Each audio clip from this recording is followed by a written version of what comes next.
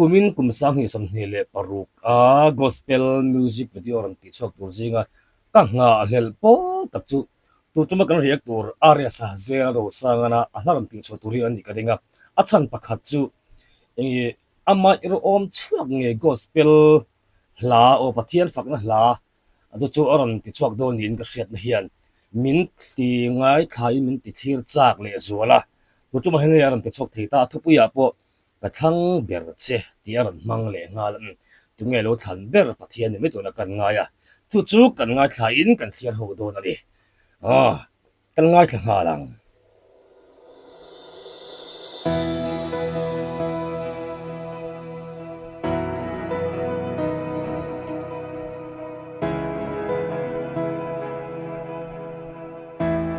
piano po fine at lutuk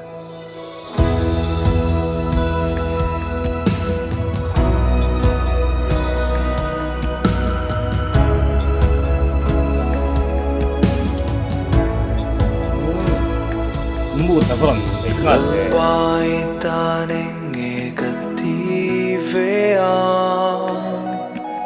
kataksahiya bullo siya Kofil mita chuan katling zolo masenang chuan mindu siya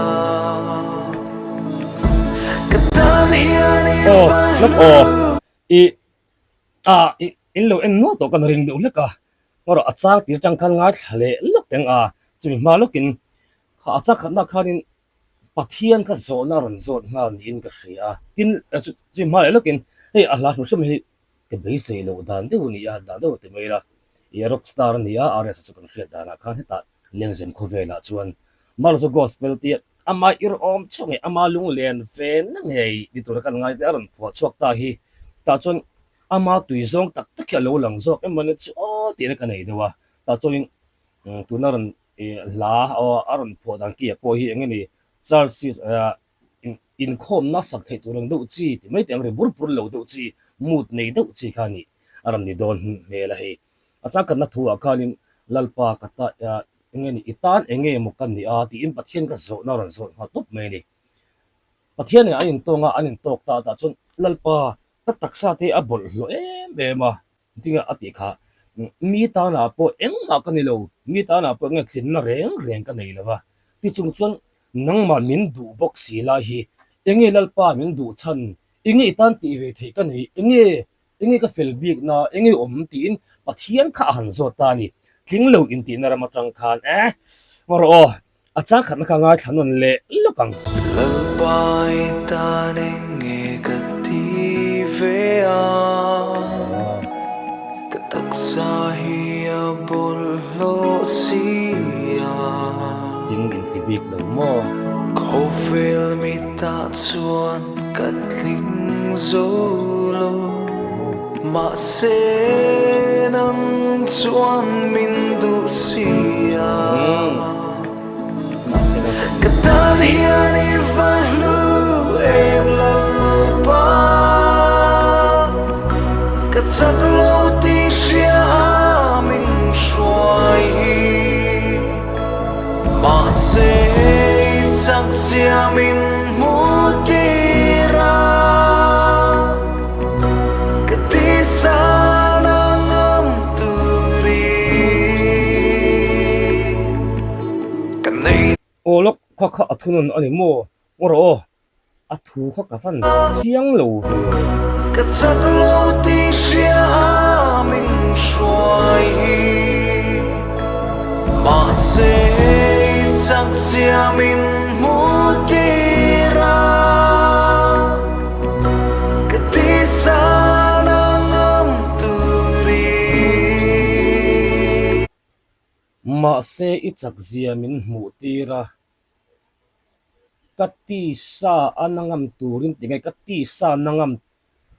athun ena ain zam ta la ka lo theta chon katisa an levin katisa nangam turin tin ka ngai khata ta adik tak mo khalai kha ngor ok vai khat le che khalai te kha pakha chi ina tak katisa nangam sia ta kati sa nangam turin atini mo ani mo kati sa nang kanti sa nei kan ngam lo lom thina khovela me har ber chumo kanti sa na zo ka hi America le Iran an indowa anin ne thei mai o eng machin chu maro chu an ne thei mi al lo zo ka chu bom po in a bom chiat thei lo zo ka chu an va bom te mi hring thin lung an ti sa na ril ru hi an ne thei lo thin chu ni chu deng ching ma ni ti sa na mo kan khovel du I zong chak na hi kan ne a har lai ber ma se chu mi chu kati sa na ne turin kati sa na ngam thei turian ichak zia min mu ti to a ichak zia iro pui zia lal pa voi tam tak mi lo mu ti to thina chumi awang chon mo kati sa na ngam turian izara ka chak tok ta ni kati sa na ngam turi ichak zia min mu ti ma sa sia tu ngao do ngot mai area savan nuam ve kan ko pi ve nei song song ita ni se nei song song ta ni se ka thiam le thei na song nen hia har san mang an ni a po har sa nang ka ne na I ong ren si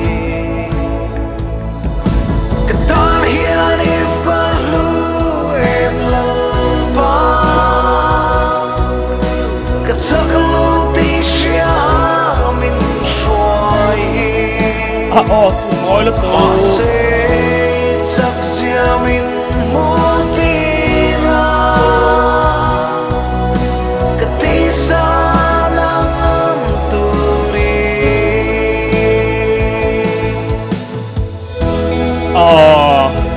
lap khai ares hey ares a helap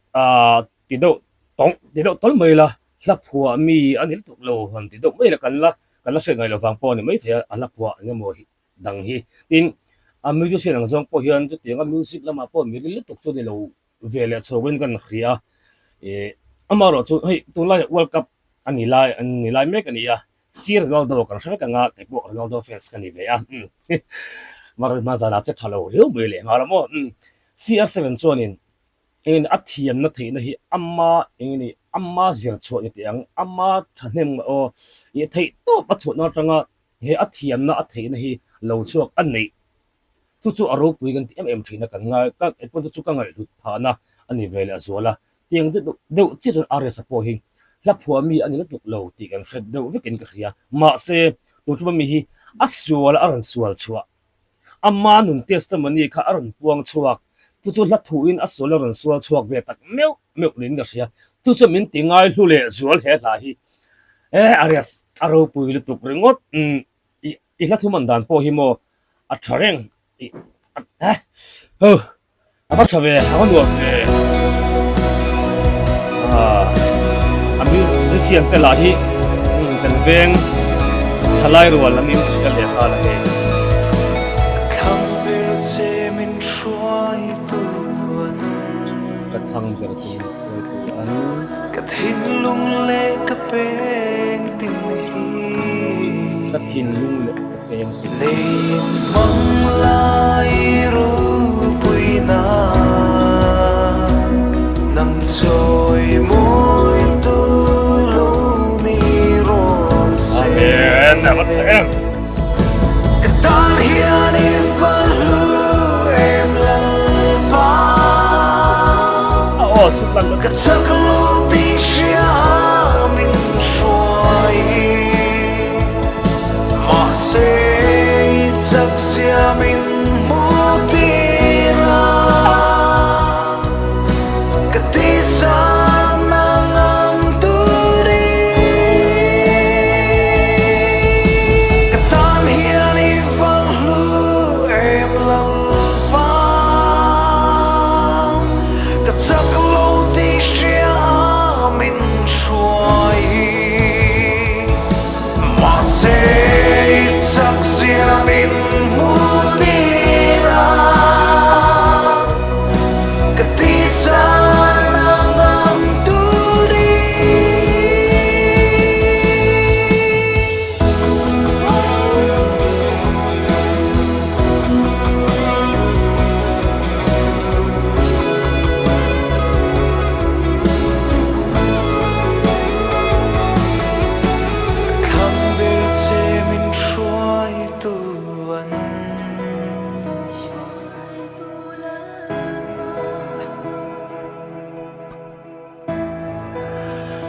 ato pa mi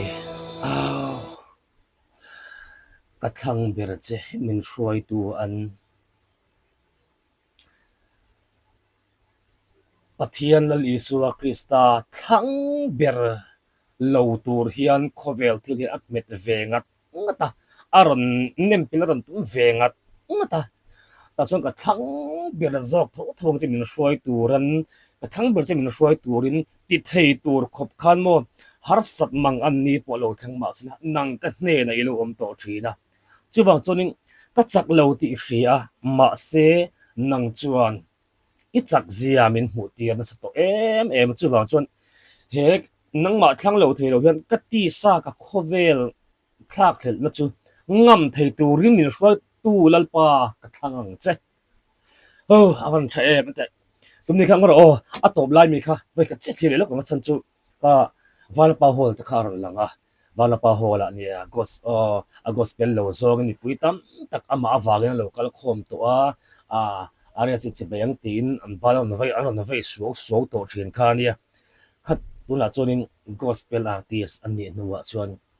valpa hol an lu le chu mi puiru hul thom chu alo dai duka alo re du to anun khu a har vong ma se chu anun kho har na huna chuan ka thang ber thawang che he mun kho har po hi tong ma ila nang ma wangen he mun khor tong ma ila pa ka thang ber thawan che ro okay ma ber hi ka in soi dik don vin ka sia Trangin nga sa tiyan. Em lăng vang cất giấc lâu tí xia mình xuôi mà sẽ chắc xia mình mà xe la hi lo wa sa ko on nak lup tuk ma xe la xuôi mà sẽ chắc xia mình muốn đi ra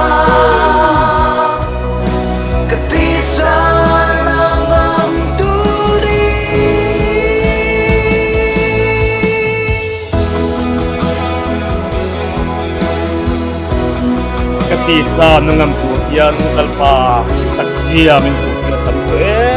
mai kachang ber ko bakse khang ber che min hruai tuan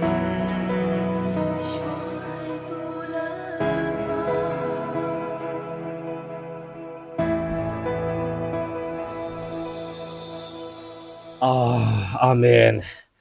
kathang ber che min hruai turin lalpa kathang ber zelang che min hruai turan min hruai turin ares ithlang swallow thalo thang zel ro chatuan kol kil top thangin lo thang ro ithan hian a thang le zelang che tin to pojon du sang ber ka hlan che I o apa dan te isa thiam dan te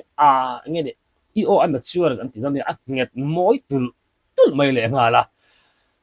khala mo soi thui lawang in shiat vek kan shevek kha na chon hei recording hi ms home studio ani ani hi ming te ani nge ni mi har kha jok te ti vele chongela tu te nga ta po chonin ani hin tom tak tak point at boy pui sak thaya tin recording mai ba ka khanin soundtrack ten te po kha ani hati sak vek thei buka lo pan ve te oni hi are sa pan nge hi mo ani mi fel tak mai ani tu matan chuanin du tok do in la aria sa lalpan mallo somzel se